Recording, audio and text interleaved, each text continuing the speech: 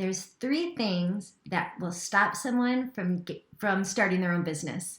It's the spouse, fear, and funding. Let's talk about funding. So I am not a banker, all right? I have an arm's length worth of people, though, that are willing to help you when it comes to funding your business and helping you understand how to fund the business. So something that you might not be aware of is that you can take a portion of old retirement funds, meaning if you have a 401k and you're currently working at that job and keeping the job, those you can't really mess with. But if you have an old 401k from a previous job, you can use those dollars and roll them over into your own business without penalty. I know if you want to go get a Mercedes, they're going to ting you with a 30% early withdrawal fee. If you're going to roll it into business ownership, you're not paying penalties to do that. So just kind of one of those little hidden things out there.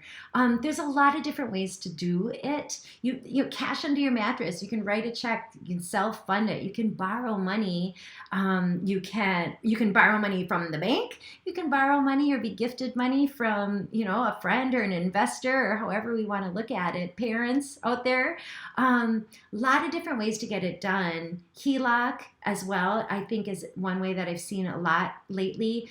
And you don't have to choose one. There's going to be different paths to business ownership based on the business. There's tenant improvement allowances that some brands purposefully help you with because it's going to lower, what it's going to cost to get into the business. Other brands, there is funding help straight through the brand. I think the other thing that I want you to remember is that I'm going to introduce you to multiple funding experts.